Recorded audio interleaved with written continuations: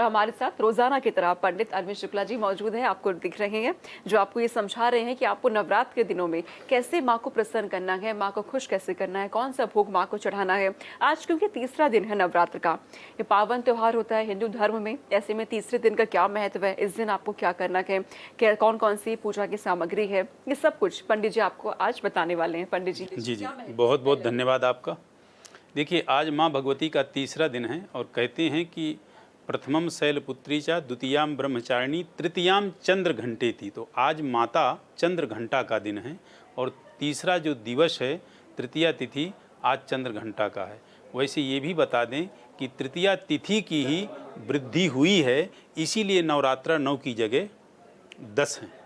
ठीक, तो सबसे पहले भगवती का एक मंत्र के द्वारा स्तुति करते हैं, ध्यान करते हैं।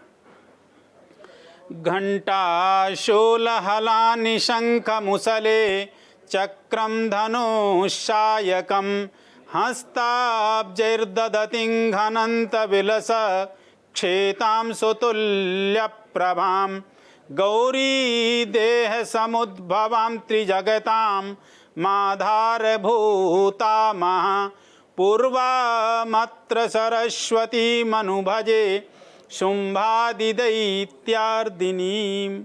अर्थात माँ भगवती का आज यह तीसरा दिन है और तृतीयाम चंद्र घंटे थी। तीसरा दिन जो होता है माँ चंद्र घंटा का होता है। चंद्र घंटा क्या है? माँ चंद्र घंटा परम ही शांतिदायक, परम ही ज्ञान प्रकाश को देने वाली, परम ही जो है हर कामना को परिपूर्ण करने वाली। इनके मस्तक में अर्धचंद्राकार होता है, इसीलिए इनका नाम है चंद्र घंटा। और स्वर्ण के समान इनका जो है चमकीला जो है शरीर होता है। स्वर्ण के समान इनका जो विग्रह होता है बहुत ही जो है चमकीला और बहुत ही जो है प्रकाशवान होता है। तो आज के दिन जो जिस विग्रह का पूजन होता है वो चंद्र घंटा है। देखिए, चंद्र घंटा जो देवी है वो अपने आप में जो है शेर में उनकी सवारी है और 10 भुजाओं में क्रमशः जैसे खड्गम चक्र गदे सुचाप परिघान आदि आदि खड्ग चक्र हल जो है आदि कपाड़ अपने जो है अस्त्र शस्त्र से पूरी तरह से वो सुसज्जित हैं। उनकी 10 हाथ की जो मुद्राएं हैं बिल्कुल अस्त्र के लिए जो है तैनात रहती हैं। तो आज के दिन जो उपासक भगवती की उपासना करता है वो परम शक्तिशाली, परम जो है वीर्य होता है और परम ही माँ उसको जो है आत्मविश्वास, कॉन्फिडेंट मनोबल प्रदान करती हैं। क्योंकि उनकी जो सवारी है वो शेर की सवारी है, उनके हाथों में जो अस्त्र आदि हैं वो अपने आप में बड़े विशिष्ट हैं, अस्त्र शस्त्र जो लिए हुए हैं। तो भक्त को भी इसी प्रकार वो जो है आशीष देती हैं कि जो भक्त जो है ज़्यादा मन से कमज़ोर होते हैं, जो जिनका आत्मविश्वास मनोबल कमज़ोर होता है, तो उनको निडर बनाती हैं, उनको साहसी बनाती हैं, उनको जो है पूरी तरह से जीवन में आत्मनिर्भर बनाती हैं। तो आज के दिन का जो पूजन होता है माँ भगवती का वो चंद्र घंटा का होता है। माँ चंद्र घंटा जो पूजन माँ चंद्र घंटा का करते हैं तो घंटे की ध्वनि से उनके जो घर की जो वातावरण है वह पूरी तरह से पवित्र होती है। जो हम जो है पूजा में शंख और घंटी जो बजाते हैं उसका अपना एक विशेष महत्व होता है। महत्व क्या होता है कि घंटी के आवाज़ से आसपास का जो वातावरण निगेटिव हो जाता है, वह निगेटिव जो है घंटी की आवाज़ से पॉजिटिव में बदल जाता है। तो जो नेगेटिव ऊर्जा होती है वह पर पॉजिटिव ऊर्जा मिलती है। और घंटी का मतलब होता है कि हम भगवती के पास आ रहे हैं, तो हमने भगवती से प्रार्थना की कि हे माँ हम आपके पास आए हैं। तो घंटी का तात्पर्य यह भी होता है। जैसे हम मंदिर में प्रवेश करते हैं तो सबसे पहले क्या करते हैं? घंटी बजाते हैं कि हे प्रभु आपके चरणों में हम पधार चुके हैं, हम आ गए हैं।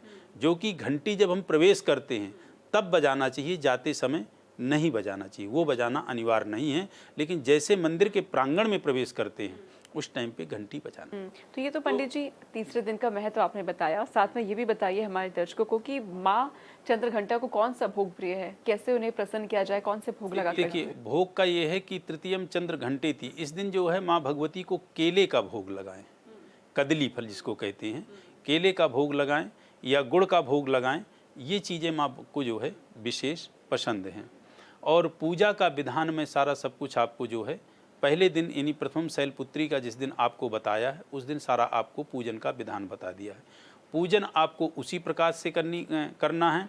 ये ध्यान रखेंगे कलश की स्थापना की है या गौर गणपत की स्थापना की, या मान लीजिए कलश की स्थापना नहीं की है, गौर गणपत और माँ भगवती का पूजन कर रहे हैं, या मान लीजिए आपने गौर गणपत का भी स्थापना नहीं की और कलश की भी स्थापना नहीं की, सिर्फ माँ भगवती का पूजन कर रहे हैं, तो डेली उनको कम से कम आप जो है गंगा जल से स्नान कराएं और उनको जो भी आप वस्त्र में मोली आदि पहनाते हैं वो और चंदन टीका आदि लगाएं और उनको भोग अवश्य आप अर्पित करें। क्योंकि देखिए, आप खा रहे हैं पी रहे हैं तो कम से कम भगवती के 9 दिन हैं, आप उनको कुछ तो अर्पित प्रसाद के रूप में जरूर करें। ये आपको इस तरह से करना है।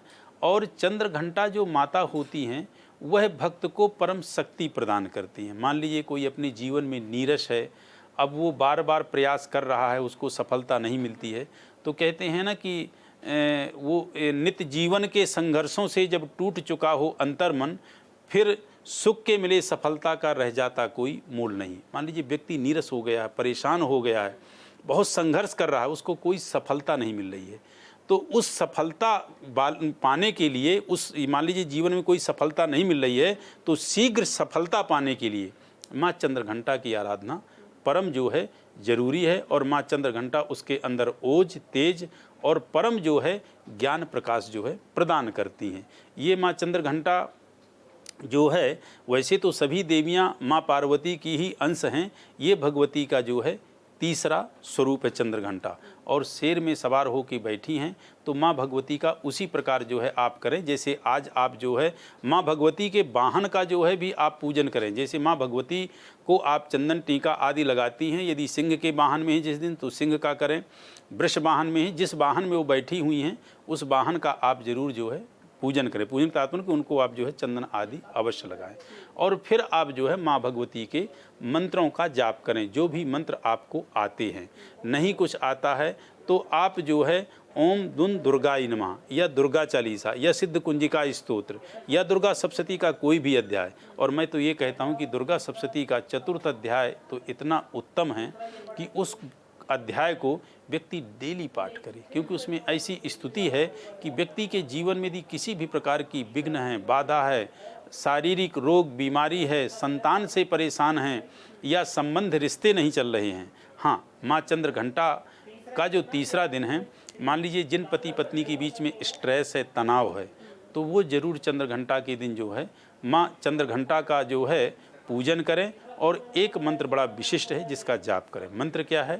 हे गौरी शंकरार्धांगी यथा त्वं शंकर प्रिया तथा माम कुरु कल्याणी कांत कांताम सुदुर्लभाम। इस मंत्र का अर्थ क्या है समझिए। हे गौरी, हे माता गौरी, शंकर की अर्धांगिनी, जिस प्रकार आप भगवान शंकर की अर्धांगिनी हैं, तथा माम, हे माता, मेरे ऊपर भी उसी प्रकार कल्याण करें। कांत कांताम सुदुर्लभाम, जैसे आप और भगवान शिव सप्त जन्मों से एक साथ हैं, उसी प्रकार हम पति पत्नी के बीच में भी कोई दूरी न हो। कांत कांताम सुदुर्लभाम, जो दूरियां हैं वो दूरियां नष्ट होकर हम भी आपके जैसा जीवन जो है मधुरमयी व्यतीत करें। इस मंत्र का जाप करते हैं तो सुनिश्चित रूप से जो है उनके दाम्पत्य जीवन में जो करवाहट है, जो स्ट्रेस है, जो तनाव है, वो निश्चित रूप से जो है सुखद में परिवर्तित होगा और उनके आपस में जो है अतिशय मधुरता बनेगी। पंडित जी, ये भी बताइए कि माँ चंद्रघंटा को कौन सा रंग प्रिय है? इस दिन कौन से वस्त्र धारण करने चाहिए? देखिए, इसमें बताया मैंने कि उनका जो है जैसे स्वर्ण का जो है रंग होता है, स्वर्ण के रंग के समान कोई भी आप वस्त्र उनको अर्पित कर सकते हैं, क्योंकि चंद्रघंटा जो है माँ सिंह पे बैठी हुई हैं और स्वर्ण के रंग के समान उनका जो है ओज, तेज, मुखमंडल, आभा आदि जो है होता है। पंडित जी, कोई खास ऐसी राशियाँ भी है जिन पे पूजा के दौरान खास आशीर्वाद माँ का मिलता हो। देखिए, राशियां तो ऐसी हैं कि जिनकी मान लीजिए कि कुंडली में महादशा मार्केश की चल रही है, या किसी प्रकार से उनके ऊपर शनि का प्रकोप है, दोष है, शनि की साढ़े साती है, या किसी भी चीज़ से पीड़ित है, तो वो माँ भगवती की किसी भी मंत्र की आराधना कर सकते हैं। और ख़ास करके जो मान लीजिए साढ़े साती से पीड़ित हैं, ये है ही एक तरह से कहा जाए तो भगवान शिव की जो है परम अर्धांगिनी माँ पार्वती हैं, और पार्वती की ही सभी अंशज हैं। प्रथमम शैलपुत्री से लेके प्रथम शैलपुत्री चा, द्वितीयाम ब्रह्मचारिणी, तृतीयाम चंद्र घंटेति, कुष्मांडेति, चतुर्थकम पंचमम स्कंध मातेति, षष्ठम कात्यायनीचा, सप्तमम कालरात्रि, महागौरी तिचाष्टमम, नवमम सिद्धदात्री चा, नौ दुर्गा प्रकृता। ये नौ दुर्गा की दुर्गा जो है माँ पार्वती का ही अंश हैं। तो कहने का तात्पर्य कि शनि प्रकोप दोष जब होता है तो व्यक्ति उस वक्त आराधना भगवान शिव की करता है, और भगवान शिव के आराधना से निश्चित रूप से उसके जीवन में हर तरह की जो है कष्ट परेशानी दूर होती है। भगवान शिव की आराधना करे, या माँ जो है चंद्रघंटा की कर ले, या शैलपुत्री की कर ले, या वो जो है तो ब्रह्मचारिणी की कर ले, या वो महागौरी की कर ले, या सिद्धदात्री की कर ले, कर वो जो है माँ गौरी की ही आराधना रहा है। अंत जो है माँ गौरी ही मेन है। तो कहने का तात्पर्य कि भगवान शिव और माँ गौरी की आराधना एक ही है। कहते हैं ना कि अर्धनारीश्वर हैं, आधा शरीर भगवान शिव का माँ पार्वती का है और आधा शरीर भगवान शिव का है। भाई शिव शक्ति की विशेषता क्या है? जैसे शिव शब्द है, शिव से आप ई शब्द हटा लें तो सा शब्द का कोई मतलब, शिव शब्द का कोई मतलब नहीं हुआ, शव बन गया। सौ बन गया ना, सौ बिल्कुल लाश की तरह। और यदि सौ ई को अकेले कर दें तो उसका भी कोई महत्व नहीं है। इसलिए शक्ति के बगैर शैव अधूरा है और शैव के बगैर शक्ति अधूरी है। तो भगवान मतलब माँ पार्वती की आराधना आपको प्राप्ति हो रही है, भगवान शिव की आराधना प्राप्ति हो रही है। तो इस प्रकार से किसी भी प्रकार से आप शनि प्रकोप दोष से पीड़ित हैं, किसी भी प्रकार से आपके ऊपर जो है शनि की ढैया है, साढ़े साती है, या मार्केश में कोई भी ग्रह चल रहा है। देखिए ऐसा है कि कोई भी ग्रह हो, भगवान शिव के आराधना से हर ग्रह की स्थिति ठीक होती है। माता पार्वती की आराधना से हर ग्रह की स्थिति ठीक होती है, क्योंकि भगवान शिव का ही एक ऐसा परिवार है जिसके संपूर्ण परिवार की पूजा होती है। और भगवान शिव के पूजन से क्या प्राप्त होता है, एक चीज़ मैं आपको और बता दूं। भगवान शिव मात्र के पूजन से पांचों जो है देवताओं का पूजन होता है। तस्मा शास्त्र प्रमाणेना, हमारे शास्त्र में पंचायतन देवता मेन कहे गए हैं। कौन कौन? शिव पंचायतन नहीं, मेन पंचायतन। नंबर 1 गणेश, द्वितीय भगवान विष्णु, तृतीय भगवान शिव, चतुर्थ भगवती दुर्गा और पंचम सूर्यादि नवग्रह। आपने यदि भगवान शिव और माँ पार्वती की आराधना की तो गजानन गणेश का पूजन उनके बाल रूप में हो जाता है, उनके वो बेटे ही हैं। भगवान आपने विष्णु की आराधना की तो भगवान विष्णु उनके हृदय में विराजमान है, इसलिए भगवान विष्णु की पूजा हो गई। भगवान शिव की आप कर रहे हैं, भगवान शिव का पूजन आप कर रहे हैं, तो जो दुर्गा हैं वो साक्षात माँ पार्वती जगदम्बा हैं, तो इसलिए उनकी पत्नी की पूजा हुई तो उनकी पूजा अपने आप में प्राप्त हो गई। आप इसके बाद बचे सूर्यादि मतलब सूर्यदेव बचे। सूर्यदेव भगवान शिव के नेत्र कहे गए हैं, और जो भगवान शिव का पूजन कर रहे हो तो उनका तो कर ही रहे हो। तो एक भगवान शिव के पूजन से पंचायतन देवता का पूजन हो जाता है। और हमारे ब्रह्मांड में पंचायतन देवता के अलावा और कोई देवता नहीं है, और कोई देवता हैं तो वो इन्हीं के गण हो सकते हैं। बाकी जो हमारा कहता है तस्मा शास्त्र प्रमाणेना, शास्त्र का प्रमाण ये है कि हमारे यहाँ पंचायतन देवता की ही पूजा होती। वो पंचायतन देवता जो हैं यही हैं गणेश, विष्णु, शिव, भगवती दुर्गा और सूर्य। तो इसलिए भगवान शिव माँ पार्वती की आराधना से इन सभी का पूजन हो जाता है। और इन सभी के पूजन होने के बाद फिर कोई राशि, कोई ग्रह आपका शेष नहीं रह जाता। कहने का तात्पर्य कि माँ पार्वती और भगवान शिव क्या हैं? हर हर महादेव, हर पीड़ा, हर कष्ट को हरण करने वाले हैं और हर चीज़ को प्रदान करने वाले हैं। यही वो भगवान शिव हैं जो जड़ और चेतन को बचाने वाले हैं, जिनने हलाहल नामक विष का पान इनके अलावा और किसी में क्षमता थी ही नहीं। तो इसलिए चंद्रघंटा की आप माँ भगवती की आराधना करें, और उनकी आराधना से आपकी सभी राशि, सभी ग्रह आपके जो है ठीक होंगे। अब यदि आप उपाय करना चाहें तो इसमें किसी भी मंत्र का आप सहारा ले लें, जैसे कि मान लीजिए सर्वमंगल मांगल्ये शिवे सर्वार्थ साधिके शरण्ये त्र्यंबके गौरी नारायणी नमोस्ते। इस मंत्र से सभी प्रकार का जो है व्यक्ति के जीवन में मंगल ही मंगल होगा और हर प्रकार का उसको हर तरफ से जो है मंगलमयी समाचार प्राप्त होंगे। ये बताइए पंडित जी कि जब तीसरा दिन है आज, जब पूजा पाठ की शुरुआत करनी है, तो क्या कोई शुभ मुहूर्त है तीसरे दिन भी? क्या किसी भी समय पूजा पाठ किया जा सकता है या कोई उचित समय है? जी जी, देखिए पूजा पाठ का तो उचित समय आप जो है यदि प्रातःकालीन और सायंकालीन पूजा करते नहीं, प्रातःकालीन भगवती का पूजन करें, सायंकालीन भगवती की आरती करें, तो वो अपने आप में जो है विशिष्ट मुहूर्त होता है। और मान लीजिए प्रातःकालीन सायंकालीन आपका समय नहीं बैठ पाता है, थोड़ा बहुत लेट हो जाते हैं तो वो भी चलेगा, लेकिन आरती का समय ज़्यादा लेट नहीं होना चाहिए। पूजा का थोड़ी बहुत समय लेट हो जाता है तो वह आपका चल जाएगा। और नवरात्रों के का समय सभी समय शुभ होता है। शुभ समय जो ध्यान देना होता है वो होता है गौरी पूजन का, या दूसरे शब्दों में कहें कि हवन का, या शुभ समय आपको जो ध्यान देना पड़ता है मुहूर्त का, वो देना पड़ता है कलश स्थापना का। पंडित जी, जब पूजा पाठ घर में हो रही होती है उस दौरान क्या सिर्फ कोई एक व्यक्ति ही घर का पूजा कर सकता है या जरूरी है कि घर के सभी जो सदस्य हैं वो शामिल हो पूजा के दौरान? देखिए पूजा, यदि एक चीज़ बताएं आपकी, जैसे मान लीजिए कि मैं खाना खा रहा हूं तो मेरे सभी घर वाले तो तृप्त नहीं हो जाएंगे ना, तो मैं ही तृप्त हूँगा। तो कहने का तात्पर्य कि जितने व्यक्ति पूजा भगवान की करेंगे वह फल भगवान उनको जो है प्रदान करेंगे। आप यहाँ जॉब कर रही हैं तो आपको ही सैलरी मिल रही है ना कि पूरे घर को मिल रही है। तो वैसी पूजा है भगवान की, जितने लोग करेंगे भगवान उन्हीं को वह फल प्रदान करेंगे। अब रही बात जो छोटे हैं, जो असाध्य हैं, या जो किसी प्रकार से शारीरिक रूप से जो है कमज़ोर हैं, तो वो नहीं कर पा रहे हैं, तो भगवती उनके ऊपर वैसे ही प्रसन्न होती है। इसलिए पूजा सभी को करना चाहिए और जो हो सके जाप पाठ सभी को करना चाहिए।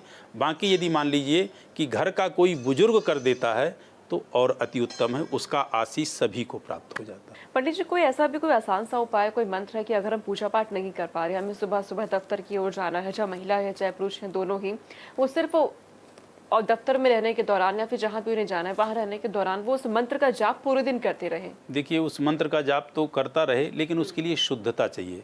शुद्धता इसलिए नहीं होती है कि चमड़े का बेल्ट है, चमड़े के जूते हैं आदि चीज़ें पहन करके फिर जाप मंत्र का नहीं हो सकता, क्योंकि भगवती का जाप पाठ मैक्सिमम कोशिश हो कि शुद्धता के साथ हो। और यदि शुद्धता के साथ रह सकता है तो देखिए आज की तारीख में ये बड़े सिंपल सहज मंत्र है। जैसे बारंबार मैं एक ही मंत्र को विशेष बोलता हूँ कि ओम दुन दुर्गाई नमः, या जयंती मंगला काली भद्रकाली कपालिनी दुर्गा क्षमा शिवा धात्री स्वाहा सुधा नमोस्ते, या आप जो है नवाण मंत्र का जाप कर लें, या आप सर्वाबाधा विनुर्मुक्तो धनधान्य शुतान्विता मनुष्यो मत प्रसादे न भविष्यति न संशया। जिस चीज़ से जैसा व्यक्ति पीड़ित है उस प्रकार का वह मंत्र का जाप करे। और मान लीजिए कोई मंत्र नहीं उसको आता है, देखिए कारण क्या है कि हम जो है भगवती के सामने अपने आप की जो पीड़ा है, अपने आप की जो व्यथा है, वो भी शब्दों से नहीं व्यक्त कर सकते जितनी अच्छी तरह से भगवती हमारे हृदय की पीड़ा को समझ रही हैं कि इसको क्या चाहिए, ये किस चीज़ से पीड़ित है। और हमें भी ये नहीं पता कि हम जो भगवती से कामना कर रहे हैं वह चीज़ हमारे लिए भविष्य में सही है कि गलत है। इसलिए हमें अपना कर्म करना चाहिए, प्रतिफल उनके हाथ में छोड़ देना चाहिए, वो वही देंगी जो हमारे भविष्य के लिए अच्छा होगा। बशर्ते उसके लिए व्यक्ति की निष्ठा होनी चाहिए, व्यक्ति की समर्पणता होनी चाहिए, व्यक्ति के अंदर जो है भगवती के प्रति विश्वास होना चाहिए। देखिए कहते हैं कि इस कलयुग में विशेष जो फलदायक पूजा है वो गणपति और माँ जो है चंडी की है। इसलिए कहा गया है कलौ चंडी विनायको। कलयुग में चंडी यानी माने माँ भगवती दुर्गा और विनायक माने गजानन गणेश। तो इसलिए भगवती का जो पूजन इन नवरात्रों में करता है वो व्यक्ति स्वयं अपने आप में आभास करते होंगे ओज शक्ति और जिसको कहें कि धन धान्य आदि चीज़ों से वो जो है निश्चित रूप से भगवती की कृपा प्राप्त करता है। अब देखिए ऐसा है कि एक ही दिन करेगा तो ऊर्जा तो नहीं आ जाएगी। जैसे मान लीजिए कि मेरे अंदर या आपके अंदर कमजोरी है तो एक ही दिन घी खाने से हम तो नहीं मतलब बलवान या बलशाली हो जाएंगे। जब उसको जो है तो लगातार खाएंगे, कुछ समय बीतेगा तो शरीर के अंदर एनर्जी और ताकत आएगी। उसी प्रकार से ये पूजा और पाठ है, जब हम करेंगे तब जा कर के हमें अंदर से जो है भगवती की कृपा प्राप्त होगी और अंदर से हम निखरेंगे।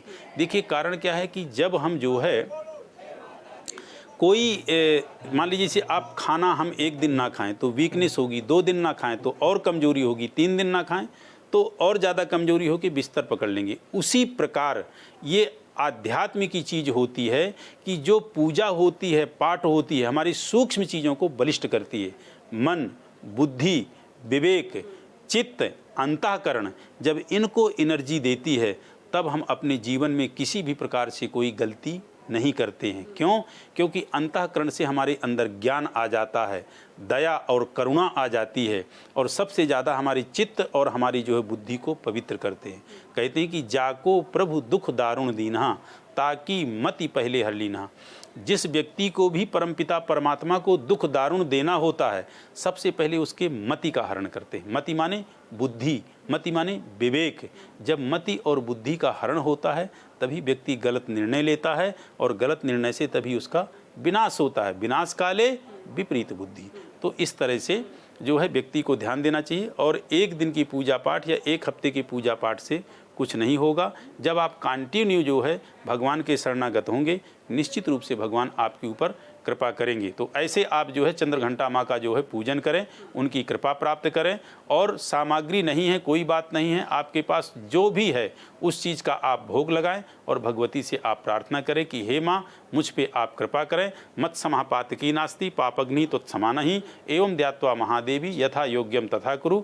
तो मैं कामना करता हूँ कि आप सभी की मनोकामना पूर्ण हो और भगवती की परम कृपा आप सभी पे सदैव बनी रहे। बहुत शुक्रिया पंडित जी, बहुत अच्छे से आपने समझाया हमारे दर्शकों को कि माँ चंद्रघंटा की पूजा आपको कैसे करनी है, सही समय इसका क्या है, क्या क्या सामग्री आपको यहाँ पे इस्तेमाल करनी है। इसके अलावा अगर आपके पास समय नहीं, आप पूजा पाठ नहीं कर पा रहे, तो आपको क्या करना है, पंडित जी ने आपको ये भी समझा दिया है। बहुत शुक्रिया पंडित जी, ये महत्वपूर्ण जानकारी हमारे दर्शकों के साथ साझा करने के लिए। तो आज के इस खास पेशकश में इतना ही है, लेकिन रोजाना आपके लिए हम ये अपना खास प्रोग्राम लेकर आ रहे हैं जिसमें पंडित अरविंद शुक्ला जी हमारे साथ है और आपको ये बता रहे हैं कि कैसे आपको माँ को प्रसन्न करना है, क्या भोग माँ को लगाना है, क्या आपको नहीं करना है।